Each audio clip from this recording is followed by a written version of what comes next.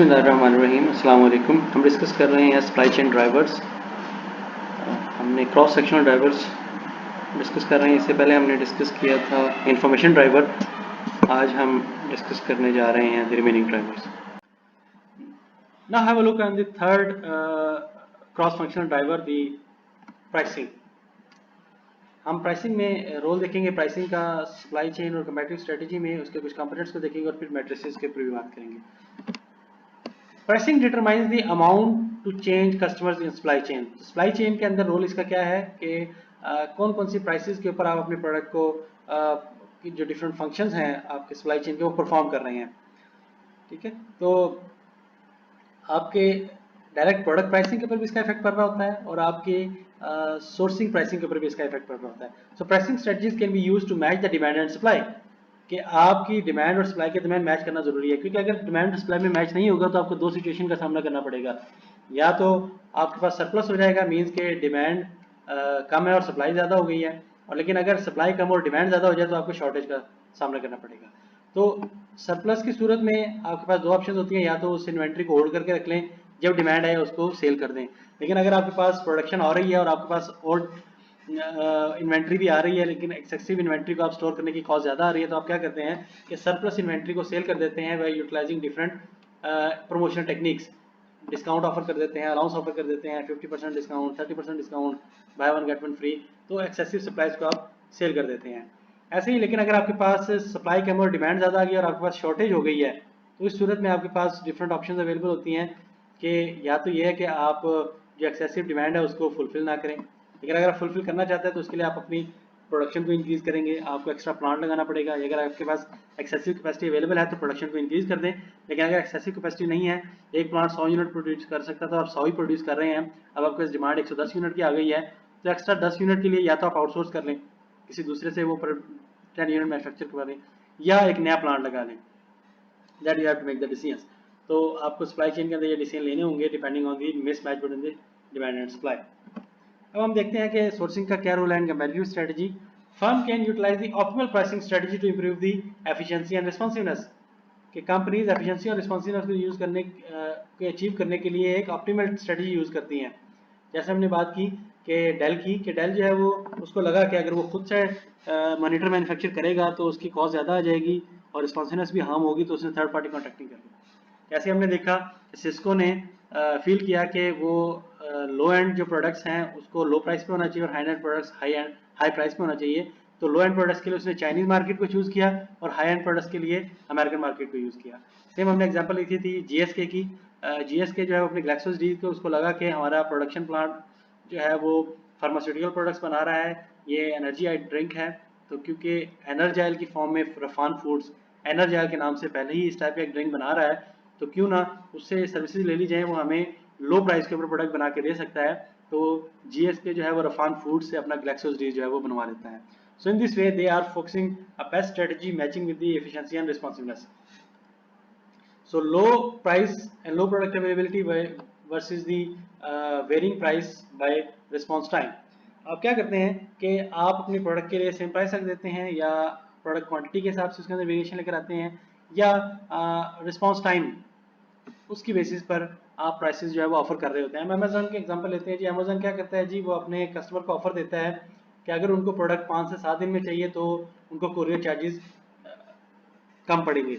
अगर वो 3 से 4 दिन में प्रोडक्ट चाहते हैं तो कोरियर चार्जेस थोड़े ज़्यादा लगेंगे। अगर वो सिंगल डे में प्रोडक्ट चाहते हैं तो उनको और भी ज़्यादा प्राइसेस पे करनी पड़ेगी। This is known as pricing menu provide कर रहे होते हैं। सेम दराज भी ये ऑप्शन प्रोवाइड करता है कि अगर आपको स्टैंडर्ड डिलीवरी चाहिए तो प्राइसेस कम लगेगी, और अगर फास्ट डिलीवरी चाहिए तो प्राइसेस ज़्यादा लगेंगी। Same is the case Pakistan post ये ऑफर कर रहा होता है। स्टैंडर्ड अगर आपको पोस्टिंग करनी है तो फिर आपको कम प्राइस पे करनी पड़ती है, लेकिन अगर आप अर्जेंट मेल सर्विस यूज़ करते हैं तो आपको प्राइस ज़्यादा पे करनी पड़ती है। So in this way they are providing the pricing menus for their customer depending on the responsiveness and efficiency. तो जो एफिशिएंसी चाहता है उसको डिलीवरी टाइम में या रिस्पॉन्स टाइम में ज़्यादा लगेगा, लेकिन जो रिस्पॉन्सिवनेस चाहता है तो उसको रिस्पॉन्स टाइम कम करना चाहिए, तो कम करेगा तो फिर प्राइस उसकी प्राइस जो है वो हाई हो जाएगी। Now have a look on the different components of pricing decisions.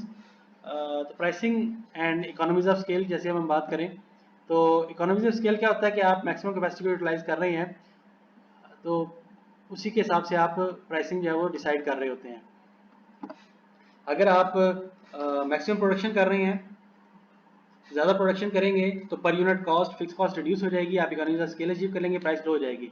लेकिन अगर आप कम क्वांटिटी में प्रोड्यूस कर रहे हैं और आपके एक्सेसिव कैपेसिटी अवेलेबल है तो पर यूनिट फिक्स कॉस्ट ज़्यादा हो जाएगी और आप प्राइस भी ज़्यादा चार्ज करेंगे।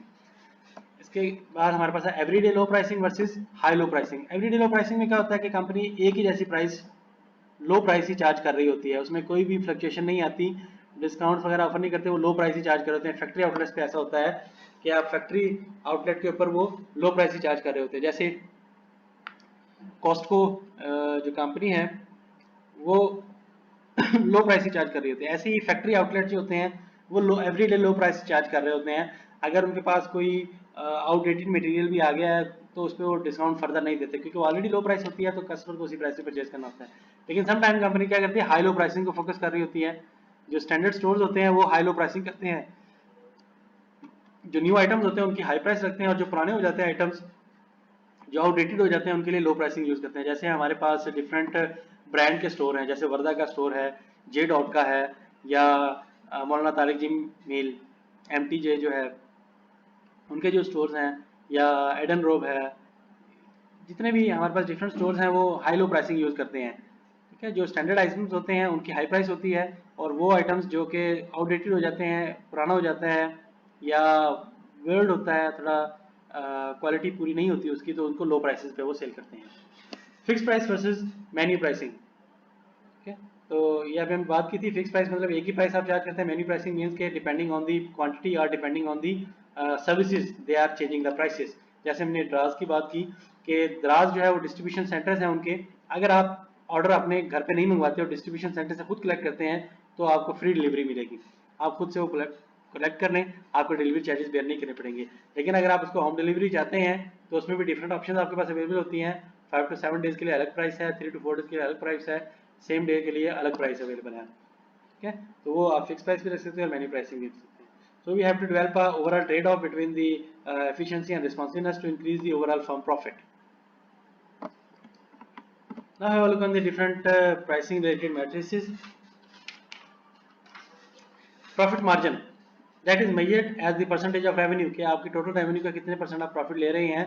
A firm need to maximize wide variety of product profit margins to optimize this pricing and including the exam dimensions such as profit margin, कि आपका net profit margin कितना है, gross profit margin कितना है, per product wise उसका क्या आ रहा है, SKU wise उसका profit margin क्या है, product line wise profit margin क्या है, product division wise profit margin क्या है, ओवरऑल फर्म का प्रॉफिट मार्जिन क्या है, कस्टमर टाइप के पर प्रॉफिट मार्जिन क्या है कि बिजनेस कस्टमर कितना प्रॉफिट मार्जिन दे रहे हैं और फाइनल कंज्यूमर कितना प्रॉफिट मार्जिन दे रहे हैं, और इसके अलावा डिफरेंट आपके पास स्कोप्स के अकॉर्डिंगली आप प्रॉफिट मार्जिन को आइडेंटिफाई कर रहे होते हैं।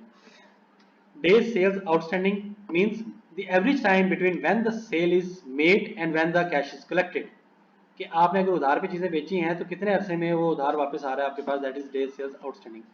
देन इंक्रीमेंटल फिक्स्ड कॉस्ट पर ऑर्डर, कि एक्स्ट्रा ऑर्डर जनरेट करने पर फिक्स्ड कॉस्ट कितनी इंक्रीज कर रही है। So measure the incremental costs that are independent of the size of the order.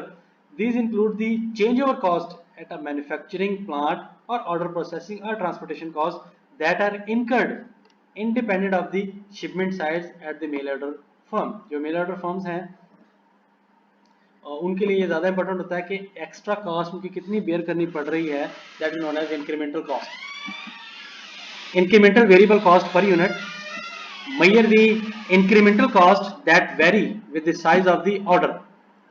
तो यहाँ पर हम वेरिएबल कॉस्ट की बात कर रहे हैं जो कि ऑर्डर के साइज के साथ साथ वेरी कर रही होती है। So these includes picking cost at mail order from firms or variable production cost at a manufacturing plant. Average sales price measures the average price at which a supply chain activity was performed in a given period. So average should be obtained by weighted the price with the quantity. So आपने different prices के ऊपर product को cell किया है different quantities के अंदर, तो quantity multiplied by price, इन तमाम को ऐड करके नंबर ऑफ यूनिट्स पे डिवाइड कर देते हैं तो आपके पास एवरेज प्राइस आ जाती है। क्योंकि अब ज़्यादा क्वांटिटी में सेल करेंगे तो हो सकता है प्राइस कम हो, और कम क्वांटिटी में सेल करें तो हो सकता है प्राइस ज़्यादा हो, तो इस वजह से इसको वेटेड विद क्वांटिटी करना ज़रूरी है। Average order size measures the average quantity per order, कि हर एवरेजली कितने क्वांटिटी का ऑर्डर जो है वो प्लेस हो रहा है। The average sales price order size, incremental fixed cost per order and the incremental variable cost per unit helps estimate the contribution from performing the supply chain activities। कि आपको पता होना चाहिए कि आपका एवरेज ऑर्डर साइज क्या है, average price क्या है, एवरेज इंक्रीमेंटल कॉस्ट क्या है, वेरिएबल इंक्रीमेंटल कॉस्ट क्या है। तो ये तमाम चीज़ें आपको सप्लाई चेन एक्टिविटीज़ को फ्रूटफुली परफॉर्म करने में हेल्प कर रही होती हैं। रेंज ऑफ सेल्स प्राइस, कि आप जो सेल्स कर रहे हैं उसकी मिनिमम और मैक्सिमम प्राइस क्या है in the specific time horizon, कि पिछले 6 महीने के दरमियान आपने कम से कम किस प्राइस पे सेल किया और ज़्यादा से ज़्यादा किस प्राइस पे सेल किया। Range of periodic sale, measure the maximum and minimum of quantity sold per period with a specific time horizon, कि एक साल के अंदर पर मंथ सेल्स क्या थी, पर वीक सेल्स क्या थी, पर डे सेल्स क्या थी। So this is the range of periodic sale. So the goal is to understand any correlation between the sales price and any other potential opportunity to shift sales by changing the price over time, ताकि पता चल सके कि क्या कोई sales volume का price के साथ कोई रिलेशनशिप है, या प्राइस कम करने से सेल्स के अंदर कोई इफेक्ट पड़ रहा है, या ऑर्डर साइज को वेरी करने से सेल्स के ऊपर कोई इफेक्ट पड़ रहा है। तो इस टाइप की इवैल्यूएशन करने के लिए आपको पीरियोडिक सेल्स रेंज का जानना बहुत ज़्यादा ज़रूरी है। So that was all about the pricing driver of supply chain। इससे रेलेवेंट कोई भी कन्फ्यूजन, कोई भी प्रॉब्लम हो तो इस वीडियो के कमेंट सेक्शन में आप पूछ सकते हैं, और जो लोग क्लास में वो क्लास के ग्रुप में पूछ सकते हैं। शुक्रिया, थैंक यू एंड धन्यवाद।